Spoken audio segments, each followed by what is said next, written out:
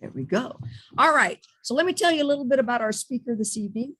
Gail Morris is the coordinator of the Southwest Monarch Study and a Monarch Watch conservative specialist. She also volunteers on monarch and butterfly related boards as the vice president of the Monarch Butterfly Fund and Central Arizona Butterfly Association. She has published several papers on monarch migration and citizen science efforts in data collection in the Southwest. So I'd like to welcome Gail this evening and let her go ahead and start her presentation to give us more information about butterflies. Thank you so very much. I had a little bit of a challenge getting on, but I think I've done this, and I want to thank you for your patience while I was doing this. Let me see if I could get my PowerPoint up. And Gail, while you're doing that, I just want to remind everyone to go ahead and mute themselves.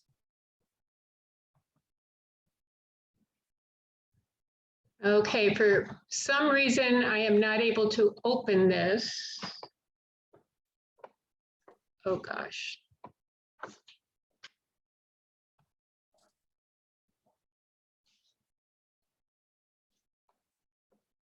I can't open this up.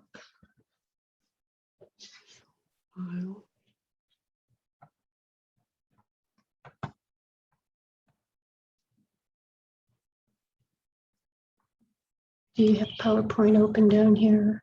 Here it is.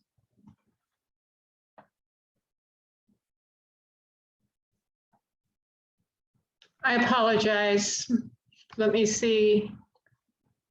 See, I can't get that key corner open. There we go. There we go. There.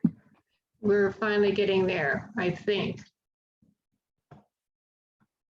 And get to slideshow from the beginning. All right. I'm going to take a deep breath here and kind of move forward from this point. Okay.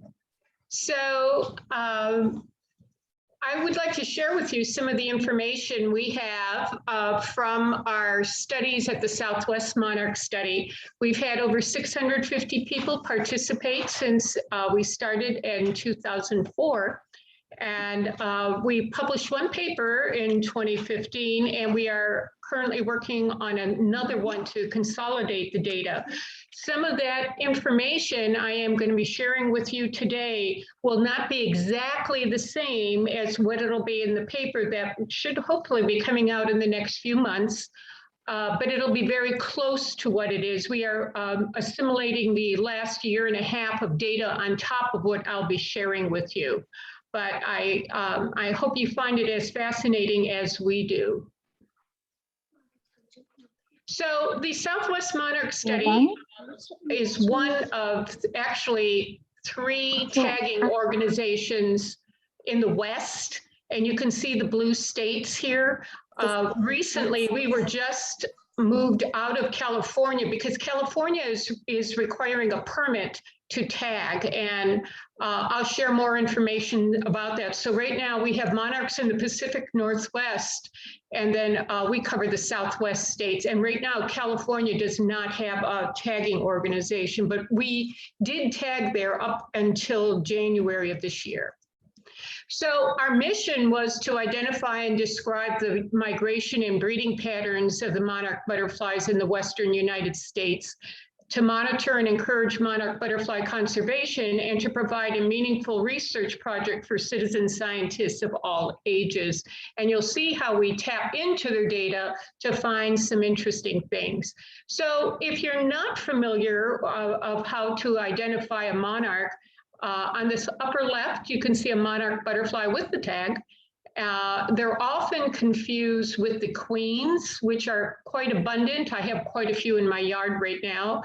And this is the closed wing view of both, and these are the open wing views of them. Both are in the same genus, a Danaeus, and so they both have the same host plant, and we'll talk about that in a little bit. So the queen butterfly, there's several ways you could identify them to see how they're different than the monarchs, but perhaps the easiest is if you see white dots in the orange, you do not have a monarch. If you'll notice here, wherever there is orange, you're not seeing any white dots. But the plus is if you are seeing queens, that is the ideal habitat usually for monarchs as well. And so that is the plus of their sightings. A monarch caterpillar is on the left, two sets of filaments on each end of their body. The queens have three. And each of them have, both as the adults and as their caterpillars, what we call warning coloration that warns predators that they are toxic and that they don't taste very good. It helps some, but as you'll see, it doesn't help all. If you see milkweed, you may see either queens or monarchs, or sometimes both at the same time. So the male monarch is here on the left. The female is on the right. Females here have thicker veins, but that's difficult sometimes to tell if you only have one monarch in front of you until you get used to IDing them. The males have a black dot on this lower wing on the third vein from the abdomen. They're inactive pheromone sacs that are actually very active in the queens. So it's one way to tell. Luckily, monarchs are very commonly opening their wings when they're nectaring, and you could often see this. Life cycle, it takes about a month from when an egg is laid until they go through their cycle as a larva. They form a chrysalis and then become a new butterfly. But this is all temperature generated, and that's very challenging in our desert climate because of our temperature swings, where we can go 40 degrees from evening to the next afternoon. So the monarch eggs are usually laid under a leaf. They're cream colored with ridges. We'll see a close up in a little while. You can see this female monarch had no problem laying eggs with aphids and other members of the milkweed community there as well. So a host plant is a place, and this is true for all butterflies and moths actually too. Host plant is a plant where a butterfly lays their eggs. Some butterflies lay their eggs on several plant species, but monarchs only lay their eggs on milkweed or Asclepias. Monarch larvae eat this milkweed leaves only, and there are 30 plus species of milkweed in Arizona. I mention that mainly because when I talk to gardeners, and not yourselves, this is your specialty to learn more about things in our world, but gardeners are always afraid if they grow milkweed that the caterpillars will also come in and eat the rose bushes and everything else. So host plants are very specific to the butterfly or moth. And nectar plants are what an adult butterfly or moth may feed on. It's a flower sugar-rich nectar that they gain nutrient and energy from. So milkweed is the monarch's only host plant. It has cardinaloids in it that make monarchs taste distasteful to predators. The concentrations will vary by the milkweed species, and it's sequestered mainly in the wings of adults. And some predators, like roadrunners we found in Arizona in particular, can overcome that chemical barrier. Sometimes you may see dead monarchs on the ground, and you'll see that their abdomen is missing because the toxicity is not sequestered there. It's in the wings, so the wings are left alone, but rodents and others will feed on the abdomen. Monarch immatures, the eggs, the larva, the chrysalis will only grow between 52.7 and 91.4 Fahrenheit, according to studies.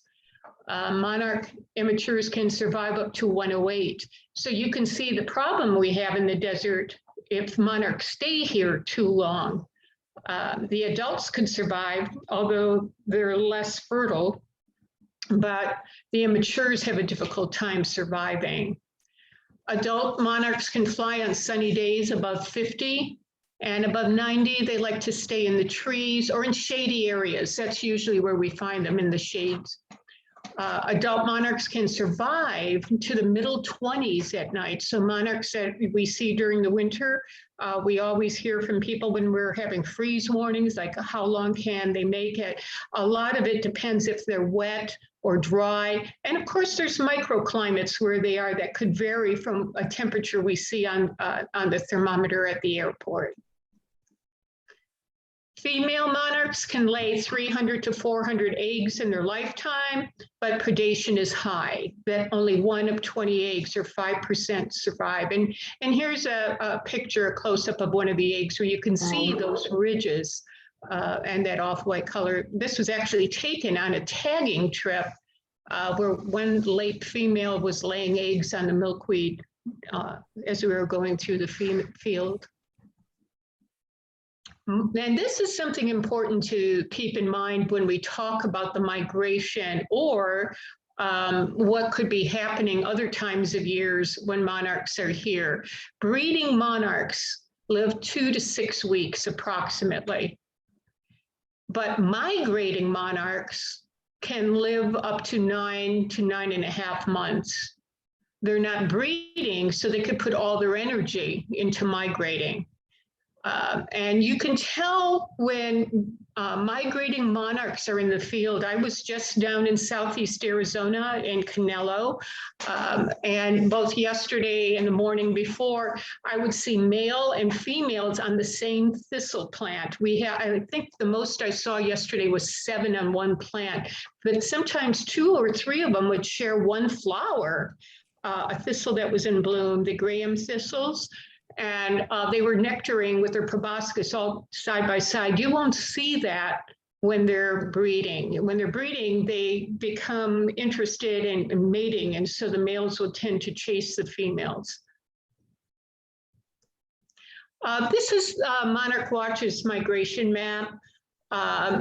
And they actually changed their map after absorbing some of our data from our last paper and earlier when we were working with Chip. And you can see that in the spring, monarchs come back from Mexico to the east, and in the west, they come up from Mexico and California. And they lay their eggs as they go. They move continuously north, about halfway through the country as they're heading north. That generation that overwintered will die off, and their offspring continue, and they can make it all the way to southern Canada. So the exciting thing is this year is the first time in about 3 or 4 years that we have a monarch that made it north into Canada, west of the Rockies. And so that was kind of an exciting moment. I write an article for Journey North every week, and I was able to include that information, and that's available to the public. So this is that migration map. We are now in the point of those monarchs in the north heading south. And I could always tell where the monarchs are. Right now, we're getting a lot of tagging data coming in from Utah. So you can see that they're at that range and people are tagging extensively. And they'll continue their way down until monarchs arrive in Mexico at the end of October. So there's always a lot of questions I hear from people like, why do we tag? Why tag? Doesn't that bother monarchs? It actually doesn't. It's amazing to me. I'm always reminded of this. Yesterday, when I got out into the field, I forgot my net to tag. It didn't matter because I could pick them up with my fingers off of the thistles, and I would tag them. And 5 minutes later, they're on another thistle feeding. They don't even leave the field. Now, sometimes they will, of course, but I want to reassure you that big butterflies like monarchs or any of the larger butterflies do not lose the scales the way the smaller ones do. It helps us monitor their movements by tagging. We can tell, is this the same monarch or a group of monarchs in this one locality, or have they moved? And this becomes important when monarchs are here out of season. Are they migrating or are they staying? Are they migrating or are they staying? So during the winter, perhaps monarchs that come through late aren't able to migrate because they lose their orientation to do so. And by having them tagged, we could see along how long they're here, the longevity, and you'll be surprised by some of this information. And as a result of the data collection with tagging, we're able to learn some key migration nectar resources. And we were able to add a 2-page sheet of native plants that are the host plants, of course, which we know would be milkweed, but also the nectar resources for all the elevations in Arizona as well from the data collected by citizen scientists. So when are monarchs here? And you can see by this graph that almost every month of the year, monarchs are seen somewhere. They're never seen year-round, except in a couple of years we saw them in Tucson year-round. But even then it was kind of haphazard. But you can see how during July, August, September, and October, you can see that increase in September and October becomes the peak migration through the region, and then the numbers decline. It's like a race. There's always some that push ahead and they're the leaders of the pack, and then there's always some laggers. So this is the interesting thing, is the variation throughout the years from the monarchs that were tagged. You can see how we came up, and then we kind of came down, and then we came back up again. And 2017 was actually a really good year for tagging. Keep in mind, this does not always correlate to population, but the population does affect what we're seeing on this graph. And I mean that by, it depends on the number of people tagging. You know, 2016 is when we went on the road and we went to Utah and other southwestern states, New Mexico, and we did workshops around the state and encouraged people to tag, and you can see the uptick. But by 2019, we start seeing a slide in the population as well. And we'll look at that map in a little bit. Journey North, we have submitted data to Journey North for sightings for many years. And the nice thing about this site is it has longevity. They have been collecting data for over 20 years, so we can truly see the ebbs and flows on a larger scale. But also, when you could put these maps in motion, so they rotate through and you can see how the monarchs move all the way up, and now in the fall, come all the way back down to the south. Signs that we're looking for this time of year is roosting monarchs, and there's that safety in numbers. And so monarchs start clustering in very small groups in Arizona.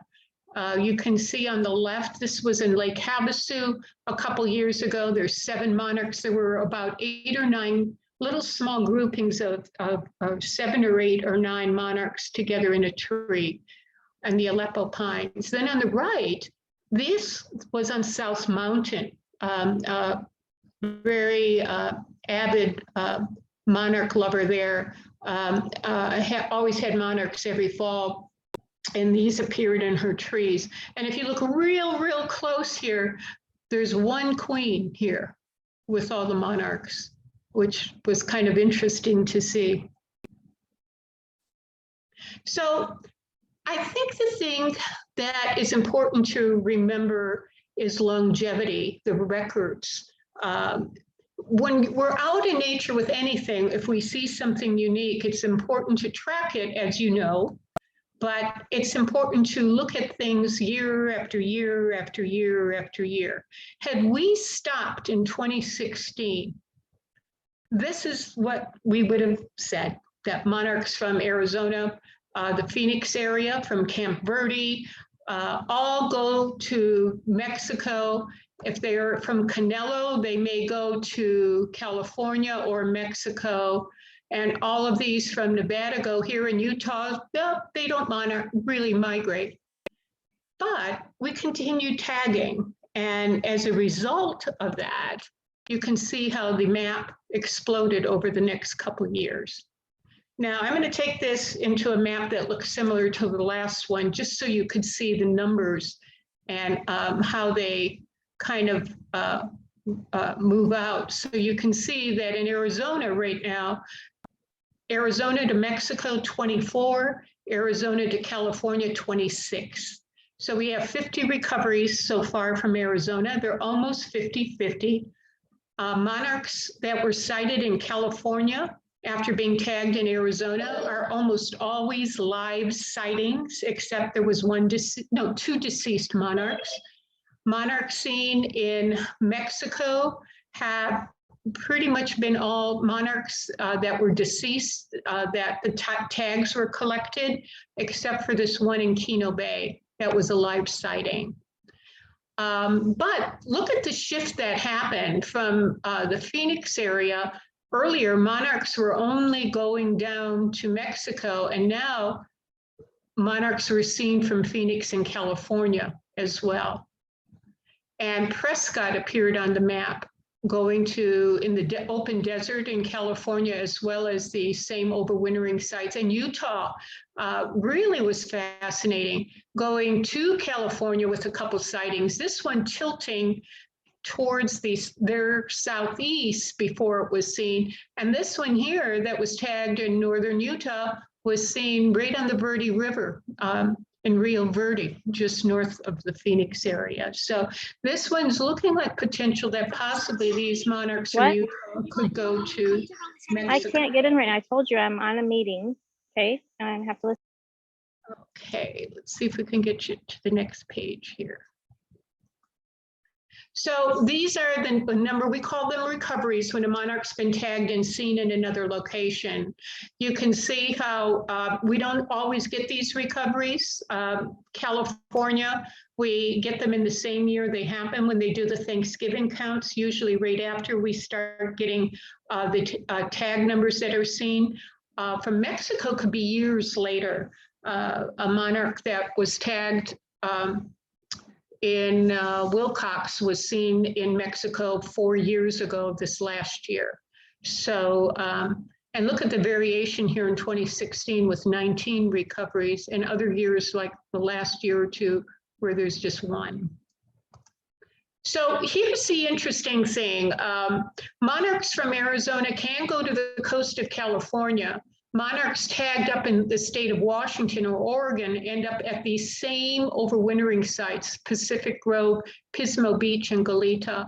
So during the spring migration, our monarchs very likely go in the same direction as some of these others that are already here to the north and northeast. So we're seeing that interbreeding and intermixing happening. And you'll be hearing more about that in the future. We're working with Dr. David James on that information.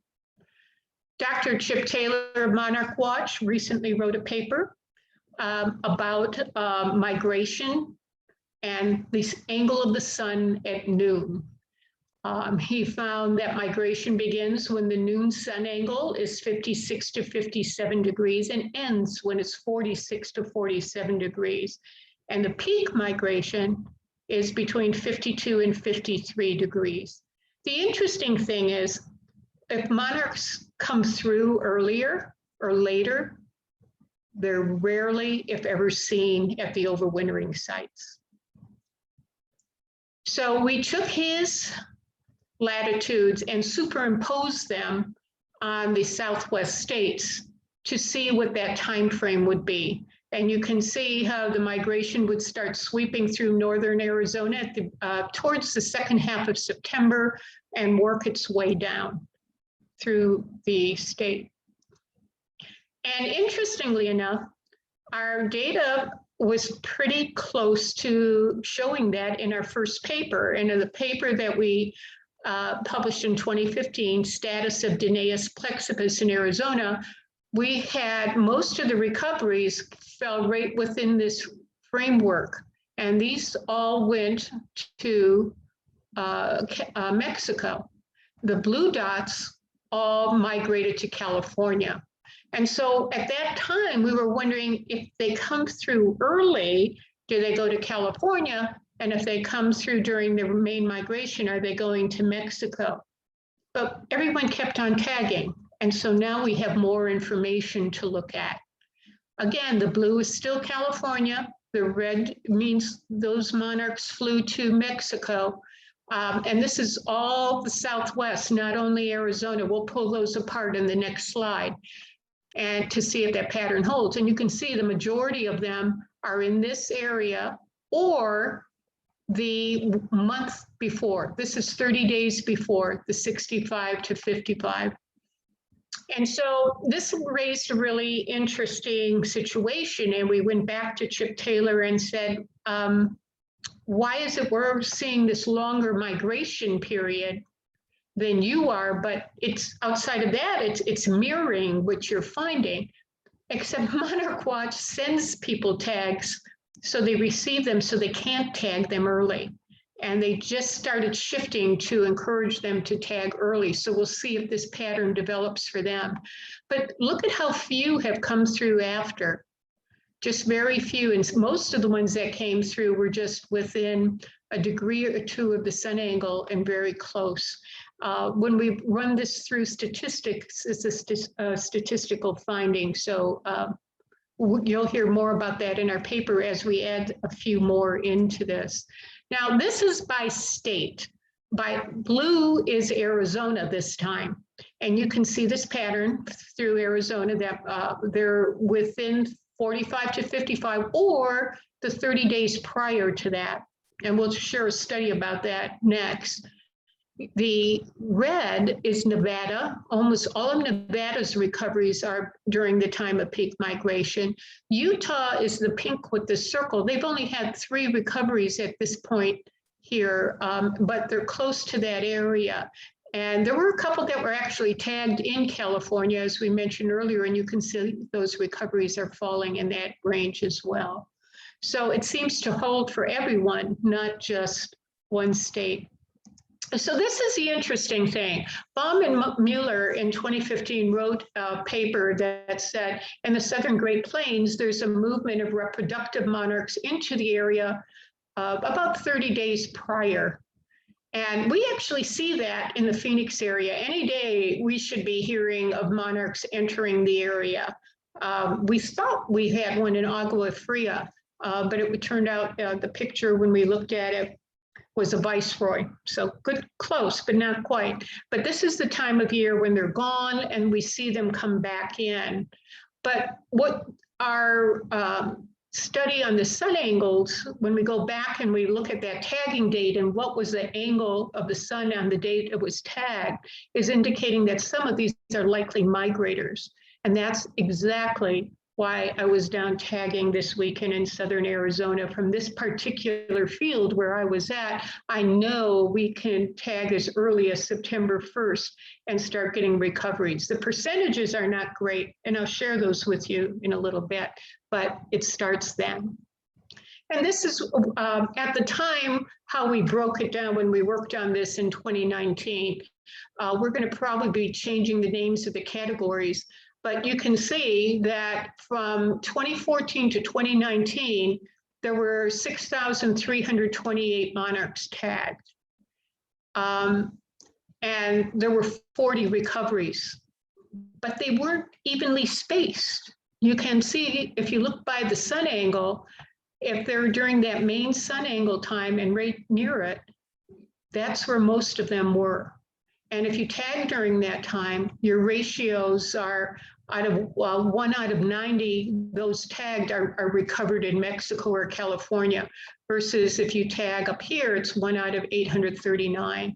Our overall average of tagging is 1 out of 158, but you can increase those odds by when you do the tagging by sun angle. So it's been a lot of fun working on this and really encouraging folks of when to tag to kind of make the best chance of having that recovery.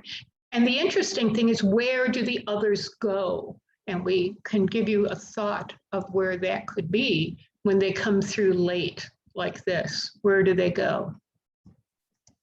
So according to that, we can say the peak migration in Arizona in the Phoenix area would be September 23rd to October 22nd.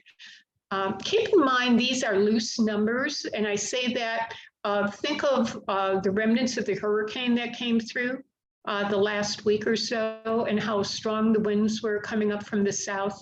Monarchs can't buck that fast. They're going to hold up where they are if they can find a safe place to find some nectar. And times when it's not raining, they may feed up there and just try to build up their fat reserves and then take off later. And they may pull them a little late during this time frame. And that's why we watch the weather as they're coming down.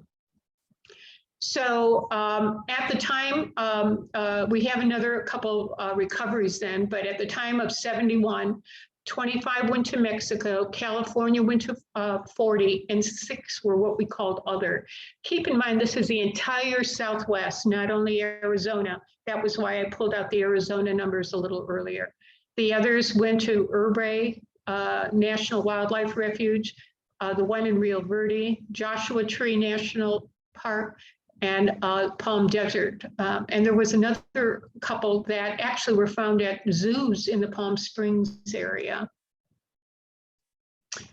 56.9% of tagged monarchs are male, 41.1% are female, and about 2% are unknown. People forget to write down their gender before the monarch escapes out of their fingers. But the interesting thing is, look at the tag recovery gender, 71% that we hear from about, again, almost 72%. It's a higher percentage of males than of females, 41 versus 23, and the unknowns are 4.2. So that's an interesting paradigm shift there, that they're not recovered in the same numbers. And the other thing is the condition of the wings. This is something else when you're tagging that they're marking down. What are the conditions of the wings? A number 4 condition is they look freshly closed, or they know they're freshly closed. Or a 3 is that their wings are in excellent condition. Their color is vivid. And then you can see number 2 is scratched and old and worn. That's fair to good. And poor condition is when there's a lot of shredding of the wings, or a lot of scales have fallen off that you can see through. So we, as you can see here, almost all the ones that migrate have either freshly closed or excellent wing condition. And again, this is a significant finding. Those monarchs who are late never make it to the overwintering sites. So where do they go? And here's one thought of where they go. Monarchs lose the urge to migrate by the end of November, beginning of December. They don't all hear the message at the same time, but you'll notice that monarchs start collecting in areas where they don't leave as easily. It used to be in areas like Rio Salado, Lake Havasu, Tucson, and now as temperatures are warming more, they're staying more and more in our backyards, and some of us have monarchs all winter long. We actually are doing some studies about the overwintering monarchs last year, and I can tell you from 4 sites, over 700 monarchs were tagged in the Phoenix area last year, which was stunning compared to earlier years. So we are continuing this study to see how many are breeding and how many are not, to learn more about their patterns. And here's that example. During the winter months, we have breeding and non-breeding monarchs in the lower desert. And this is something that Dr. Fred Urquhart, who actually found some of the overwintering sites in Mexico, first mentioned when he came to Arizona that this was very common to see both. And how do we know that? Well, we can see on the left, obviously, a larva on Arizona milkweed that went through a snow and freeze. You can see it has its winter colors on there. And on the right, you can see a monarch that was tagged on October 6th and was still nectaring on January 16th. So that is way past the normal 6-week period that you would expect to see a monarch living in the area. So this is likely a non-breeding monarch. We can't say he's not breeding at the moment of this photo, but there was a time period where this monarch wasn't breeding, which is interesting because they stay in the same areas from when we've been able to monitor them in several locations. And this, we have some great people at Tohono Chul and Tucson and at Arizona Sonoran Desert Museum who work with us on some of these projects. Now, here's another thing. When a monarch comes through really late and lays their eggs, they progress through their life cycle really slow. And look at these dates. This is a 5th instar on December 11th on the left. Formed a chrysalis the very next day. And again, this shows you that monarchs don't mind aphids on milkweed. I think it bothers us, a lot more. I see people getting really distressed about the aphids, but females lay their eggs there and monarch larvae work around them. And then you can see this one, he closed on January 25th. So again, that long cycle from when they normally would have been 10 days to 2 weeks as a pupa, all of a sudden, goes to 6 weeks. But that's what happens during the winter months here when there are breeding monarchs in the area. Spring migration, we've been able to document along the Colorado River in March. They come in off the river, in this case, finding some lantana, and you can see them flying right back to the river. And it was kind of an exciting trip. We were with a couple people and we thought, there's desert milkweed up in Lake Havasu, and jumped in the car and went up there. And when we first got there, we didn't see them, but we saw the old worn look of a monarch. These are probably remigrants. This is probably one maybe that spent the winter in Baja. They were not there during the winter months when we visited, but it could have come up from Baja, and that's what was reported at the state parks. But we did find eggs. Okay, so this was kind of exciting. And the next morning we came back and there they were. There were the larvae, on the plants. So we were able to find some of the flyways. So why this concern? And I think many of you are well aware of all the discussion about plummeting populations. And you can see this is the eastern population. These counts are done in early December. That's the time it's the coldest in Mexico. And the monarchs are the most compact on the trees. And so they count the amount of trees that they cover. And this is that comparison from year to year. And you can see this last year came down to 2.83.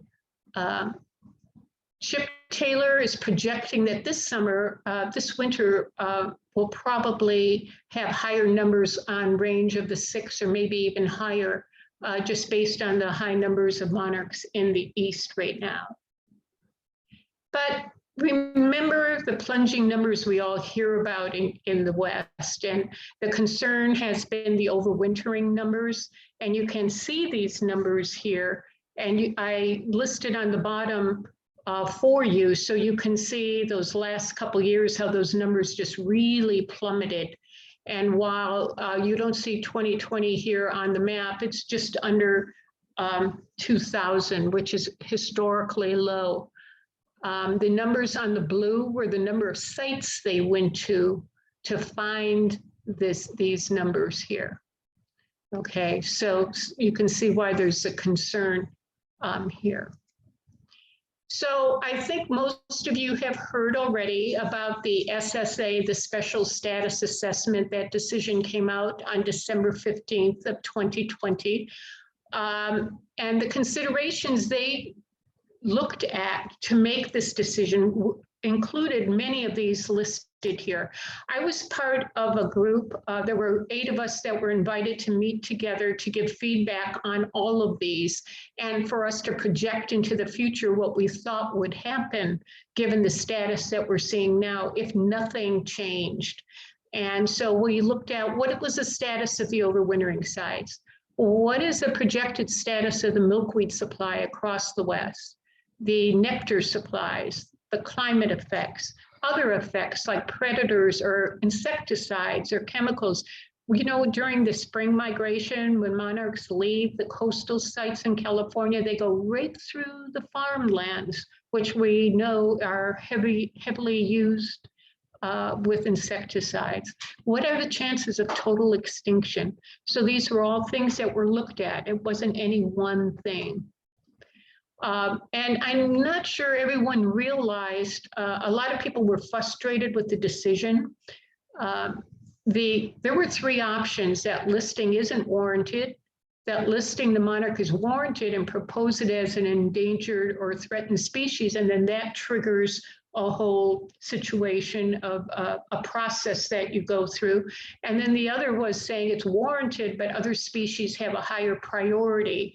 And as almost all of you know, the decision was that listing the monarch is warranted, but other species have a higher priority right now.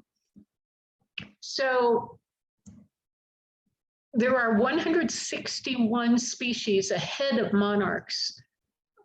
But that can change as part of an annual review, and that 2024 is the earliest for listing as of the time of the decision that was made. That could change. They could wait. You know, in 2024, if the eastern population goes up, they may say, you know what, we're going to hold off. We'll review it in another year or 2 years or 3 years and go from there. The east and west population has to be considered as one population. And I think part of the problem is our choice of words. We say east and west instead of possibly thinking of it as the eastern range or the western range. But genetically, studies are showing, and they've done some new ones recently, that they have much more in common than different. And they do need to be considered as one species. So why did they do this? Well, part of the reason was that they were hesitant to list them right away was, what would they do? They would normally, when a species is in trouble, they would say, we need to grow more of their host plants so they can reproduce. But all the efforts to increase habitat have made a significant difference across the entire country. Projects have increased from over 40,000 milkweed restoration projects to 5,635,992 projects, with an additional 491,166,752 milkweed stems in the ground. So there's been so much going on already across the country that they felt we needed to let this come to fruition. When you put things in the ground, it takes a while for the habitat to grow. And the West would need to triple their efforts to maintain a monarch population. They also went on to say the eastern range of monarchs has a 10% chance of extinction, whereas the West has a 60 to 88% chance of extinction. Both the East and the West populations have been in decline for over 20 years. I urge you to go to the Fish and Wildlife Service Gov Save the Monarch website, and you could read all these details in there. Something we have to keep in mind where we live are temperatures, and Dr. Chip Taylor of Monarch Watch listed the temperature increase by decade. from 1975 to 2020. And you can see Arizona is one of the highest at 0.6 degrees Fahrenheit, a significant heat increase, as well as all the states around us. And keep in mind the effect that that would have on breeding and successful breeding, as well as migration when monarchs are flying through. If we don't get our monsoons, what happens, unlike this year, which has been wonderful. This is a year ago, summer in Tucson, where they were breaking every record imaginable as the driest, second warmest year on record. This year, they turned completely around to the wettest monsoon ever in Tucson. And in the Phoenix area right now, depending on if we get any rain these last couple weeks, we're on par to end up number 2 to 4, depending if we get any more rain. And we're one of the coolest summers in the last couple of years too. But last year had its effect, and every county in Arizona had the driest monsoon on record. Usually there's one or 2 areas that might be dry, but all the rest had a normal rain. Last year was extraordinary, and as was the Southwest, which had a huge impact on host plants and why we're seeing less butterflies up until these rains came so abundantly this summer. We also, just to kind of wrap this, had an $88,000 grant, Fish and Wildlife grant, and added milkweed to all these areas and more. We just wrapped that up recently. We came up with a model to create ideal monarch habitats. This is done in Canelo. This is horsetail milkweeds, Asclepias subverticillata. We found monarchs almost could always be found in fields of common sunflowers, asters, golden crownbeard, and others here, and in the higher elevation, as well in rabbit brush, along the Salt River in the Bebia Gencia, and anytime there's baccharis or goldenrod. And we also have shared our concern with Aravaca cienega as part of Buenos Aires. Biden's Lavis used to be this incredible river of nectar. Migrating monarchs would swoop down and feed on this all the way through and then just take off and go on their way. And it used to be one of our favorite tagging areas, and you can see what it looked like as in 2015. And now there aren't any of the Bidens left at all because of changing habitats in the water receding. So we have a lot of stressors on the monarch population that comes through. And a little reminder, it's not only monarchs, it's pollinators that are suffering too, that feed on the very plants that we see monarchs visiting too. And as our Southwest Monarch Study Board always works together to come up with themes for every year, and we call people back to remember to report the monarch sightings, to monitor, to tag, and to advocate for new habitats. And this is our contact information if you have any questions, and I'm hoping you do. I think we're right within the time range we talked about. So if you have any questions, I would be happy to answer them. Thank you so much, Gail. This is Kathy now, by the way. I actually have a quick question. I took the training with you guys, gosh, I don't know, I guess 2 years ago or so now.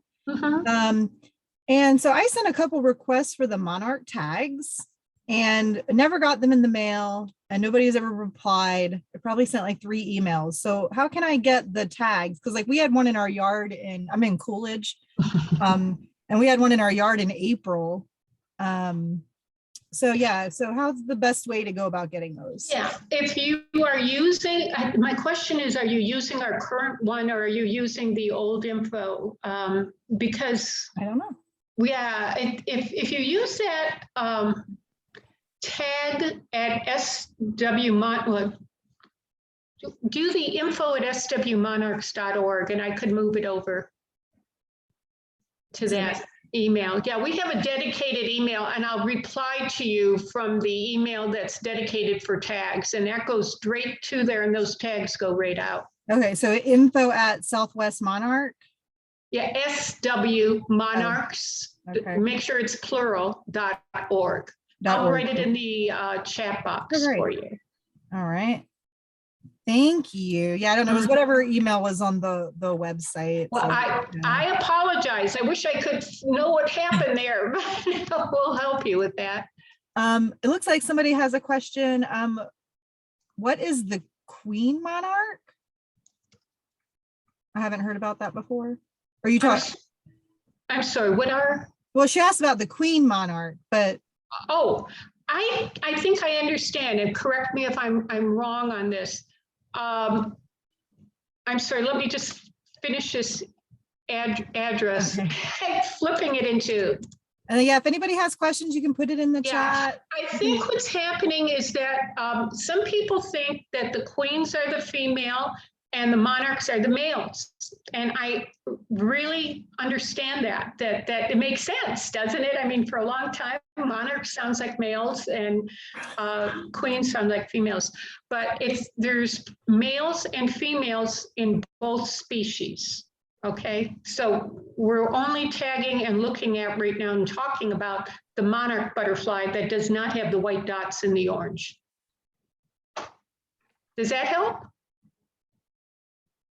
I think so.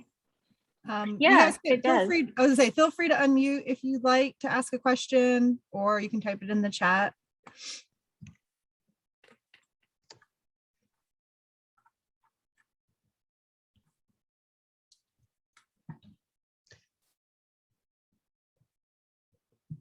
Well, I will say I just found out about the symbolic monarch exchange with students in Mexico. Right. So we're really excited because I have 2 groups of students who were going to be doing that. And so we're really excited about that and, seeing what we get back in the spring from students in Mexico. So. Oh, that's great. The other thing is, if you're working with children, if you're in a school setting or a preschool setting, we have new grants available to make milkweed available. We have a whole page for educators on our website, so look at that if there's anything that is applicable. Good to know. Thank you. Yeah.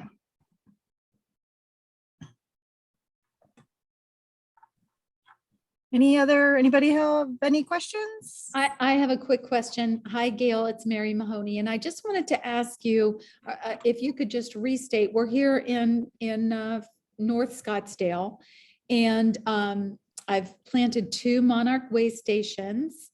I have lots of milkweed and lots of nectar plants. So if we were to expect to see monarchs, what that window of time might be? We're at a higher elevation. We're right at around 3,000 feet. And so what are your thoughts about when we might see some monarchs at all? Yeah, I think I'm hopeful this year that it's going to be earlier than later. The earliest we've ever seen monarchs in the Phoenix area has been August 28th, when they came in on the migration early. Most of the time, it's right around now, 10th or 11th of September. And you're in the place where they would appear first. It's always North Scottsdale or Fountain Hills or Rio Verde that seems to get them first, and then they kind of move in and move down through the area. So you're very lucky. Keep an eye out, and so you may be surprised. These could be the breeders, that breeding group that comes through first, and then their offspring will join the migration. Very good. Well, we're keeping our fingers crossed. We've got 4 different species of milkweed planted, so we feel like we have done all we can to get their attention. We're hoping that they show up. I am too. The last couple of years were so hot in the fall, where we were having those records of 110 or, 109. And it seemed like the monarchs were skirting around us. And then at the end of September, they still came through in the migration, But we missed that early breeding group that month early. So I'd love to hear. Let me know. I'm always looking for who's the first one, you know. We will keep you posted. Yay. So Thank you. we do have a couple more questions. Actually, one was one that I was going to ask about too, because I do some work with the Native Plant Society and a lot of people ask this question. So Jess wanted to know, in Maricopa County, I guess, which milkweed species is the best to plant, the most beneficial? What do you recommend? Yeah. Do you know, there's some interesting things. There's a lot of discussion about that. I see the most reports coming through on our desert milkweed, Asclepias subulata. I know Desert Botanical Gardens did a very fascinating study, you know, and showed that angustifolia, Asclepias angustifolia, the Arizona milkweed, attracts more monarchs. And it does. I'm not going to deny, I kind of laugh and say it's kind of like, you know, type O blood is universal donors. It's kind of like that milkweed feeds all monarchs, you know, but it's also not native to the area, and it does struggle during our summers, you know, and I can say that the desert milkweed always has monarchs on it, you know, so it may at times look like less, but they're there every year. They're hardy. They like full sun. It's that corner where nothing else will grow. That plant thrives. And some of you likely heard my story with this.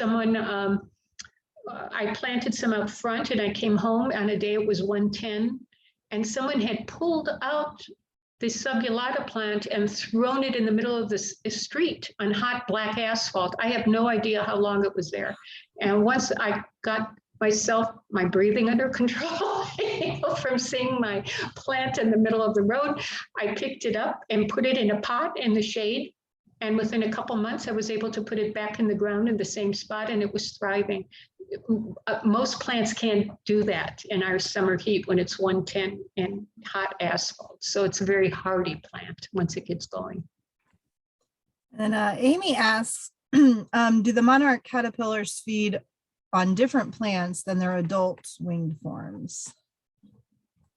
A different plant than when it's as a host plant that it's feeding. It needs nectar plants, but if the milkweed's in bloom, it's going to tend to go to those milkweeds to feed on the flowers, just because the nectar is really rich. Sunflowers. The other thing I would recommend you all keep is make sure you have something blooming during the winter months. The fern leaf lavender they like. Some of the herbs that bloom during the winter months they like. And I'm always encouraging people, these guys, if they're here during the winter months, they're desperate for nectar, you know. So do keep them in mind. I'll be pushing that on our Facebook page a lot to make sure it's good nectar for them. It's hard to grow things that are native plants that bloom during the winter months, but what we find them along the river is on seep willow. The baccharis is what they'll feed on during the winter months there. So. All right, anybody, are there any other questions? You can unmute if you'd like. I know I threw a lot at you. The copy of our first paper is on our website. Now that it's been long enough that we could keep it there, that if you want to read the first layer, we're hoping our other paper will be out in the next couple of months, and we're making it public access so everyone could access it. There won't be that problem. Gail, I wanted to ask you one last question before you go. Oh, that's fine. I understand that, you know, having shelter plants and nectar plants and milkweed plants are all essential to having a good monarch way station. How important is it for you to have water available for monarchs? My experience has been if you have water available, you'll get more monarchs, but you'll get more butterflies in general. They like, monarchs will puddle during the migration. All right. They're when they come in here, they're really hot, they're really dry if they didn't follow a river in. And so if you're even irrigating in your backyard with drip irrigation, you'll Uh-huh. see them with their proboscis on the ground. So you don't need to have necessarily, a river or anything, but people in Texas sometimes just turn on their sprinklers, for a while and shut them off. Just so Yeah. it's a little damp when the monarchs are around, so they could puddle. Yeah, I was thinking about just getting the hose out and wetting the ground, Mhm. seeing if that would work versus trying to fill some type of vessel with water, if it would be better to have it on the ground versus in a vessel. I think on the ground works good because they're getting the salts. They're going for the salts that are in the soil. Very And good. that's Thank the you. time, and that's the time, you hear people putting out slices of watermelon and things like that. That's kind of the time that you'll see them going for that too. They're hungry when they come in. They've been coming along. We don't know where they're coming from. That's the whole purpose of tagging, right? So we could learn a little more, where are they coming from? So Great. Thank you. I think the important thing is to have fun. You know what I mean? Just have some fun. If you're growing milkweed and the other flowers, enjoy everything that comes to your yard. When I overheard you, when I first chimed in, with the yellow butterflies, I saw that in Southeast Arizona. When I was driving down the road, they were just in front of me all over. The cloudless sulfurs and the sleepy oranges were. And then as we got closer to Tucson coming up the road, then it was the snouts all over, like a million. And it was just a magical year. I mean, I don't use that word lightly, but it was just like, I felt like I was in a movie driving. And I'm sure you had that experience. They were just flying all around, and just coming with you or up at your windshield. And I wish the butterflies would get the memo just to fly a little higher over the roads. I know. Just a little higher, just a little higher. I know.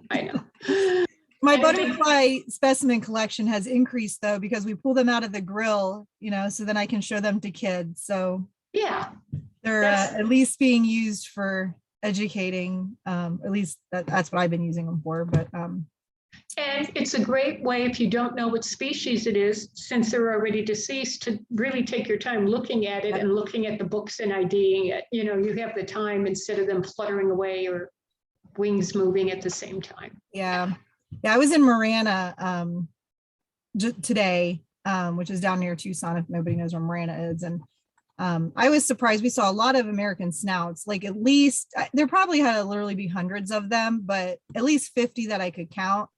And they were all over the tamarisk, the big tamarisk, the tree ones, which kind of surprised me, because not a whole lot really likes tamarisk, but perhaps they like the salt off of it, I guess, maybe. But they were like all over the place. Just the whole tree was just moving with butterflies. Isn't that gorgeous? Yeah. It's special. After so many dry seasons, it's nice to have a wet season. You know what I mean? And just see the whole desert come back to life. So I admire everything all of you are doing. Let me know if you see anything with monarchs or have any questions. I value your insights, and hopefully there'll be plenty to look at in many different ways the next couple of months. Great. Thank you so much. We appreciate your time. Okay. Everybody really enjoyed the presentation and is saying Okay. thank you. So Thank you very much. Thank you, Gail. Okay, bye-bye. Thank you. I'm going to stop recording.